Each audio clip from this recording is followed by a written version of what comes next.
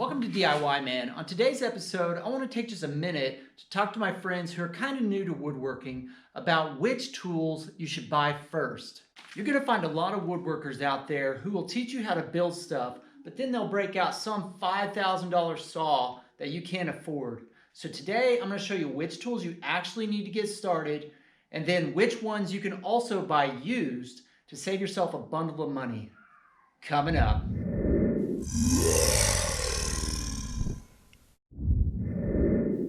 Let's look at this logically. To accomplish the most basic woodworking tasks, you need two different kinds of tools. Something to cut the wood, and then something to put the wood together.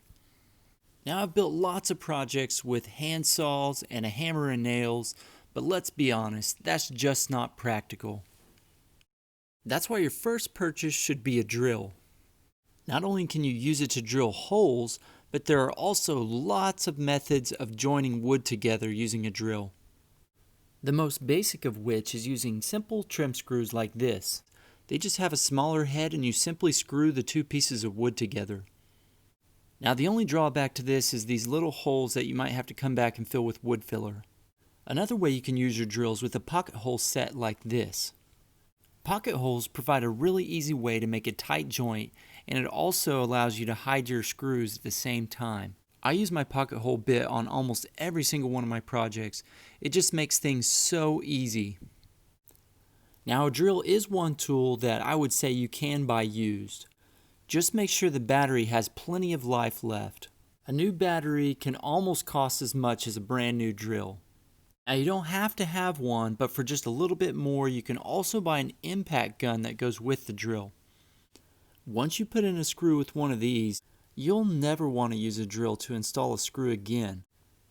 That being said, a normal drill will install these screws just fine. You don't have to have one of these. Two other really simple joinery methods you can use with the drill is dowel joinery or the Screw and Dowell method, which I came up with.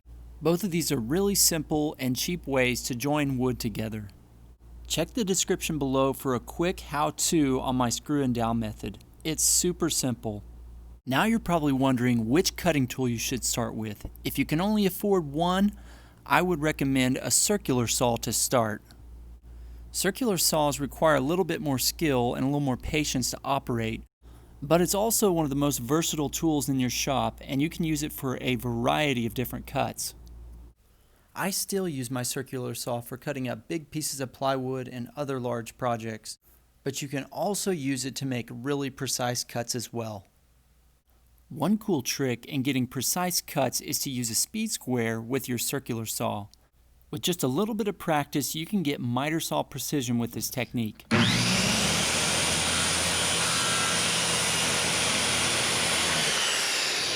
Check out how good this cut looks.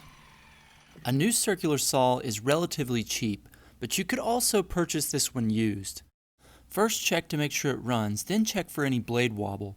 This would mean the bearings are going out. I bought one used one time that had blade wobble and it didn't make good cuts. Next, I recommend buying an electric sander. While you can sand your projects by hand, you'll learn really quickly why this is a must-have in your shop.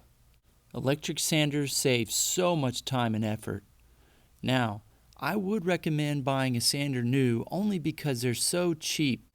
But if you found a good deal, I don't see why a used sander wouldn't work. Next is a tool that woodworkers wait too long to purchase usually, and that's an 18 gauge brad nailer.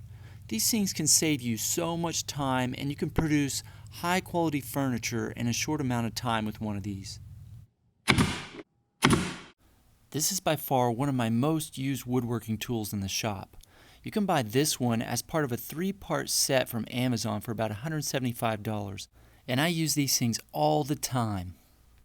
Once you own these other tools and you can afford it, your very next purchase should be a miter saw. Miter saws are amazing because they can make precise and really square cuts very quickly. The most important thing about a miter saw is that you can make a variety of precision angled cuts. This is really important for a lot of different types of projects like cabinet building or trim work. Basically, any big projects that require precision, I would not do without a miter saw. With all that in mind, I would not purchase a miter saw used, unless I could tell it was barely used or very, very well taken care of. You really don't want to sacrifice precision on your projects just to save a little bit of money. My last tip on the miter saw is that you should go ahead and spend a little extra money and get one that slides like this one. It'll save you so much time and effort, and it's so much easier to make big square cuts. Now you should be considering purchasing a table saw. This is one awesome tool. Now obviously you can make some really square cuts on some big pieces, but you can also do a ton of different things with one of these. You can use it to save hundreds of dollars by cutting up 2x4s into 1x2s or 2x2s. I also use it to make drawers, cabinet doors, cabinet drawer faces, and all kinds of different stuff.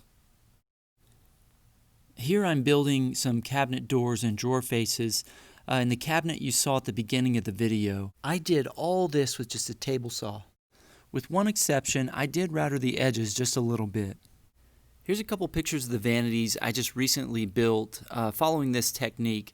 All these drawers and doors were made with a table saw. I'll throw that video in the description if you're interested in watching that.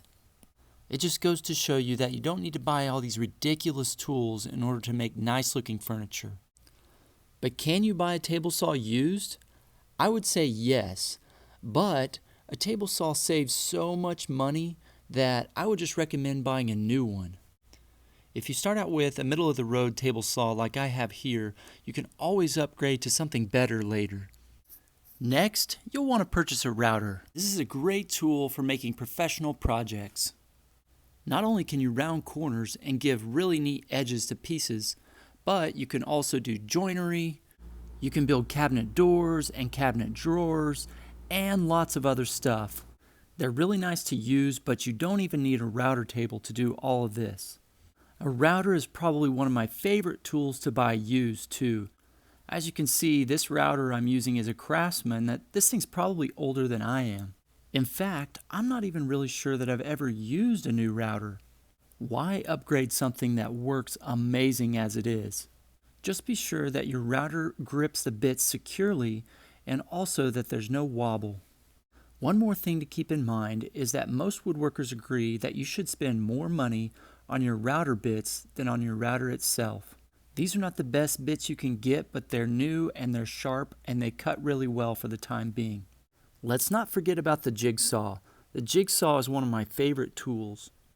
If you cut a lot of curves or tricky corner cuts, you'll need to have a jigsaw in your wood shop.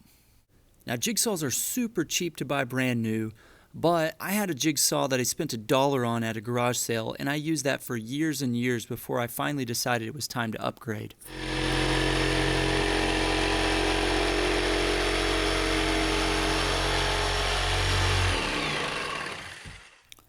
Last but not least, let's take a look at some of the tools that you absolutely have to have in order to get into woodworking.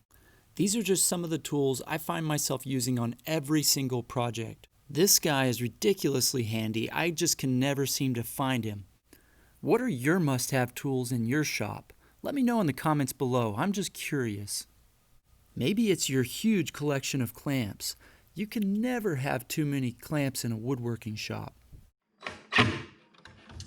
Thanks for joining me today, guys. I hope this was a helpful video for you. If you got value out of it today, please smash like so I can know you're enjoying these videos. Be sure to check out the description below for my recommended tools. And as always, keep hitting that I believe button.